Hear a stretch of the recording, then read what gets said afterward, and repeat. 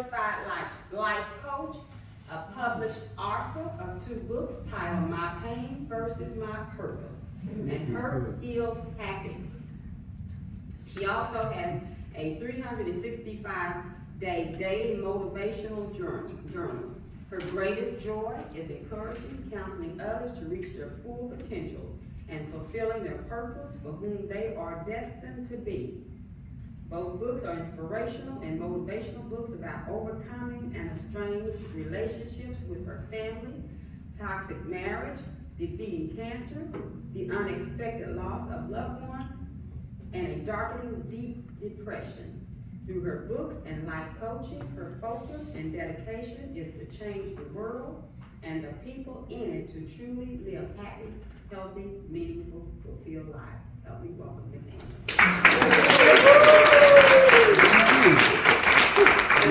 Good morning, ladies. Good morning. I will bless the Lord at all times, and his praise shall continually be in my mouth. For this is the day that the Lord has made, and we will rejoice and be glad in it. If you ladies cannot tell, I'm excited. I have been looking forward to speaking to y'all all week long.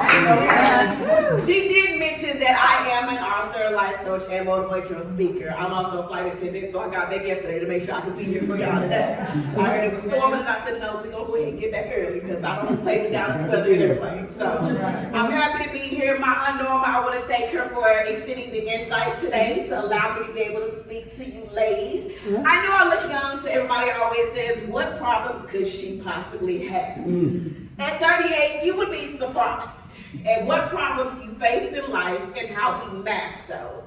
And so I took the time to write books to talk about my journey because I want to be able to help women, because surprisingly, when I started this journey, I learned that women like us, our age and older, we deal with a lot of things we don't talk about.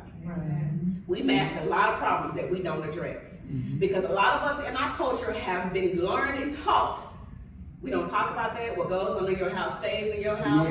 You learn to deal with it, you suck it up, and you put on a happy face, and you keep it pushing. So I took the time to write books to help not only myself, but plenty of women, men, children all over the world, because my focus is to break generational curses. It's time for us to stop saying, do as I say and not as I do, and that it's all right, it's okay. It's not okay.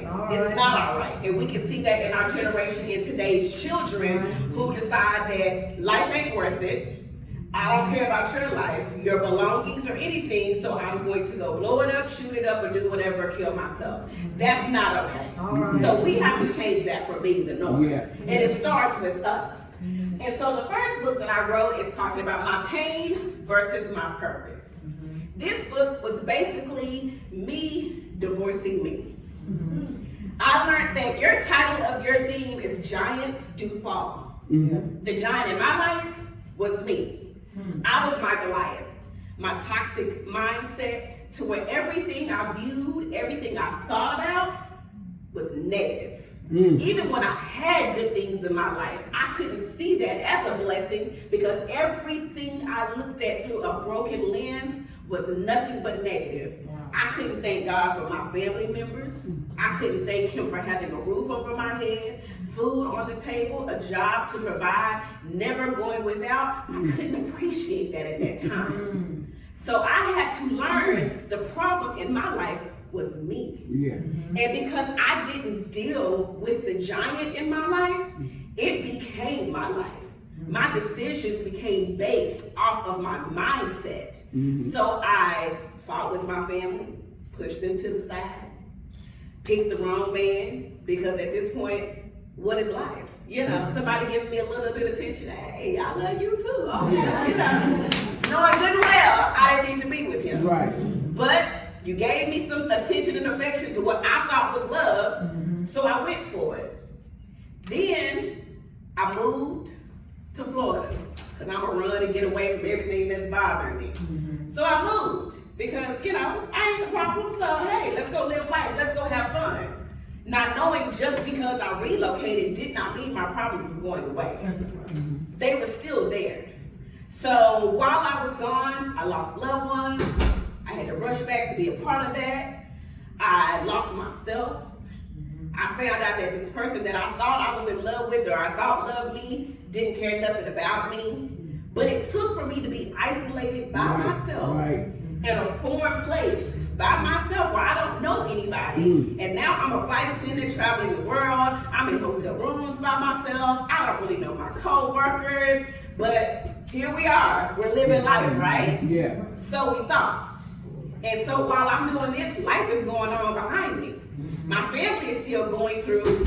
They're still living. My friends are still doing what they need to do. But Angela was still drowning. But when people saw me, you saw a smile on my face. I'm joking, I'm laughing, I'm the kid life of the party because it was easier for me to mask what I was going through so I could look like I got it all together. How many of us have been there? Where we look like on the outside, we got it all together. Life ain't bothering us, everything makes sense. And then behind closed doors, when we go home, we're falling apart in that corner crying. Trying to figure out, Lord, why me?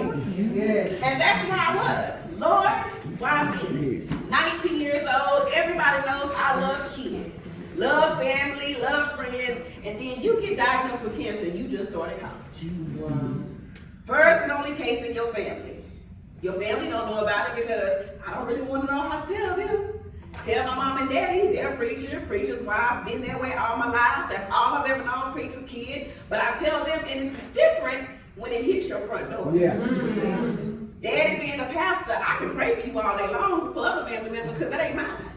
But then when it becomes my child, Lord, how do I wrap my head around this?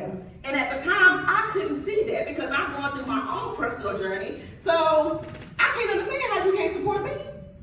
Because I couldn't figure out how to support myself. Not knowing that this was a battle for all of us. Not just for me. But that toxic mindset wouldn't let me see that. And so it took for me to go through these things to learn that, Angela, sometimes the weight that we put on other people is not fair. That's right. The burdens that we try to cast on others, and then we want to blame them for not being there how we think they should. It's not fair. Because the problem starts with us. We can't fix others if we can't even fix ourselves.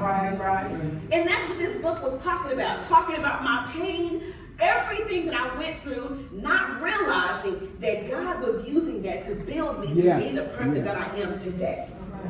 And so the life struggles, the toxic marriage, the loss of loved ones, being depressed, going through all these emotions because I'm young, still trying to figure out life, trying to do it on my own, not realizing, as she said, you have a village.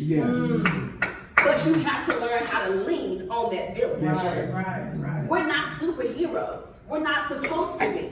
We're not God. We're not supposed to carry our cross by ourselves. Because if we think about it, God didn't even carry his cross the whole time.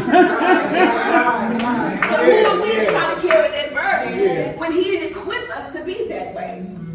So I had to learn to lean on my village, to talk to people around me, to learn that these people are not my enemy. They're actually my helpers. And I had to learn that sometimes, Angela, it just ain't about you. Yes, you're going through. Yes, you're dealing with issues, but it's not just about you. And you have to learn how to humble yourself and submit yourself to others to be able to get the assistance that he's calling us to need. And he's placing people in our lives, but sometimes our toxic mindsets don't let us see those people as the help that they're sent to be. So this is what this book talks about, and it just goes through, again, everything in life that we can go through.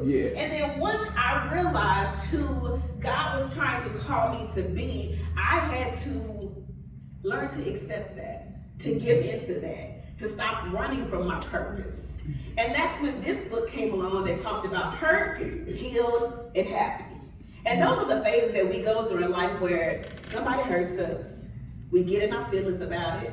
We may stop talking to you. We may unfriend you. We may block you. We may even gossip about you a little bit because we women, that's what we do. And we want validation for our feelings. Girl, can you believe she did that? Knowing good and well, are we going to be honest about the whole situation and the part we played in that? And so once we go through that hurt, after you deal with that hurt, now it's trying to figure out, okay, this happened to me. Now what am I going to do about it? Mm-hmm. Am I going to stay in this state? Am I going to wallow in it? Or am I actually going to take the time to learn from it, heal from it, and now be happy and help other people who are going through that? Yes. And so that's what this book was. It's a roadmap, step by step, of the steps I took to literally heal from the hurt of the diagnosis of having cancer, then later being told you can't have kids, then later finding out, okay, now my family ain't talking to me because choices I made, wasn't their fault, choices I made. Now here I am in this whole other state with this man that don't love me, not paying no attention to me, and I'm trying to figure it out. And I had to learn the common denominator in all of those was me. And so now it was up to me to take that control to say, what are you going to do about it? Am I going to stay in this place and wallow in it?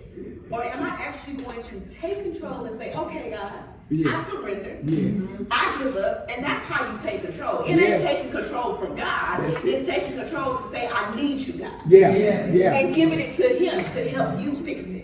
And so that's what I did. And so it literally goes step by step of every journey that I went through, gives examples for you of how to deal with those issues in your life.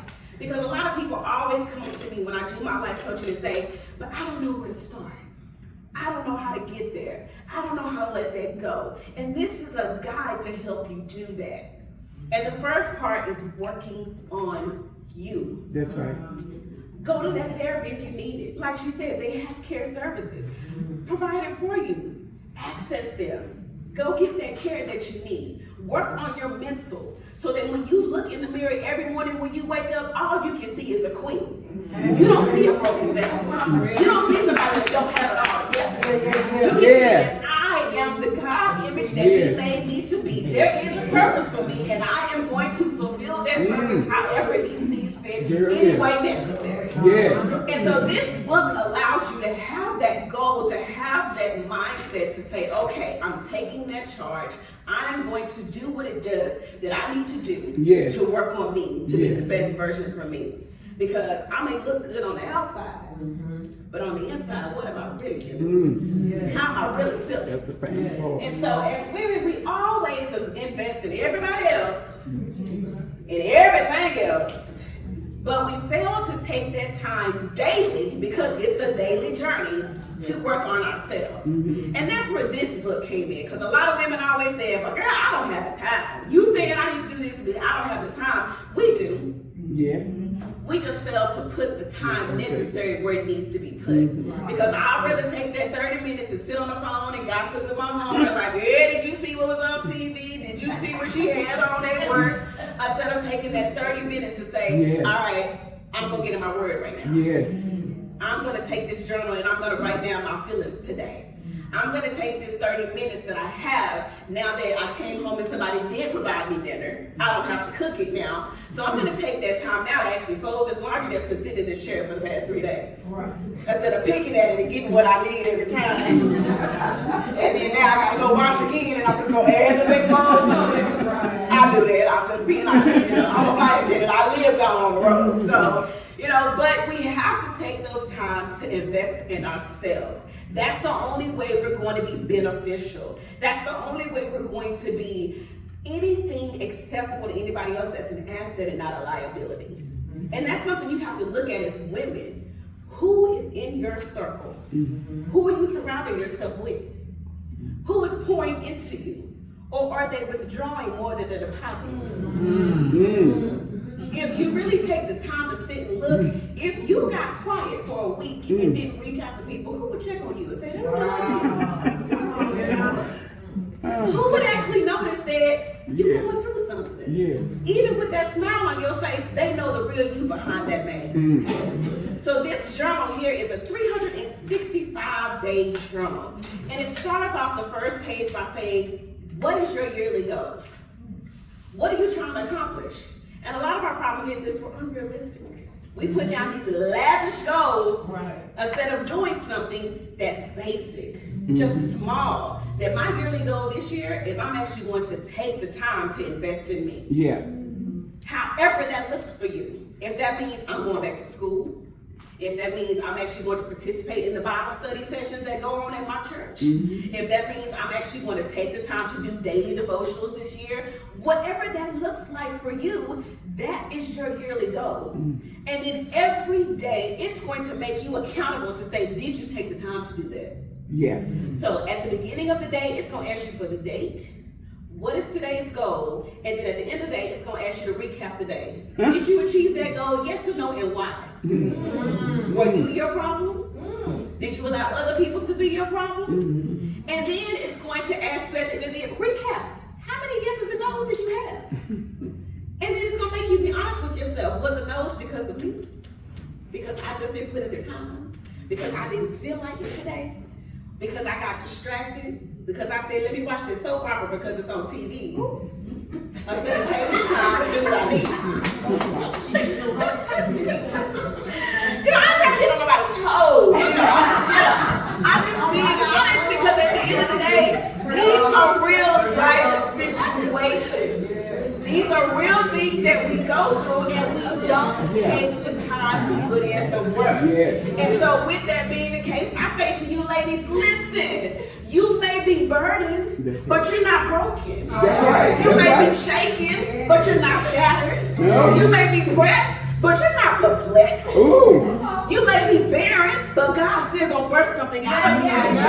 You're looking at somebody who's a testimony to say, even though I may not have kids, God gave me a ministry that He told me to work. And I had to go through the pains in life to say, even when that contraction hit, like that pain where you got them chest and them trials, and you're going through stuff, push through it. Push through it. Because at the end, when that baby crowns and it comes out, and at the end when my ministry crowns and it comes out, and I can see the fruit of my labor, I can see other women come to me and say, "Ooh, you don't know how much you blessed me." And I look at them and say, "Baby, I just did what God called me to do." That's your birth, baby. That's your ministry. That's where your gift comes from. You are possible to be who you're supposed to be. It's not impossible. If you look at the word literally says, I'm possible. So it's all about how you perceive things. It's all about how you look at things. If you look at the negative, that's what you're going to see. So I'm going to tell you, ladies, stop being the procrastination of the assassination to your destination. You are keeping yourself from getting where you need to be. So the more you procrastinate, the more you're killing your destiny. Okay? Because all of us want elevation. We all want to go places. But what we fail to realize is preparation for elevation requires participation. You gotta participate. You gotta invest in you. So whatever you do, ladies, of idea, your giants can fall. You're looking at a witness. At 38 years old, I still don't have it all together, but baby, I'm not where I used to be. God has delivered me. He's still working on me. And as long as He gives me breath in my body, I'm going to use my ministry to help all of you get where you need to be. It don't matter what age you are. He still has a gift for you to fulfill. He still has a ministry for you to go forth with and speak His word. So do what you've been called to do, ladies. And know that you are enough. You have what you need to succeed. You don't have to worry about anybody else convincing you. You got it in you. So whether they clap for you, whether they celebrate you, clap for yourself. Celebrate your own win. If you were depressed but you decided to get out of bed today, that's a win. If you decided to take that 30-minute walk instead of sitting on the couch binge watching, that's a win. If you answered that phone call knowing that that person was going to trigger you, but you didn't allow it, that's a win. It is possible, ladies. It is possible. And I'm just here to tell you today that whatever you decide to do it with God. And you will succeed. Thank you.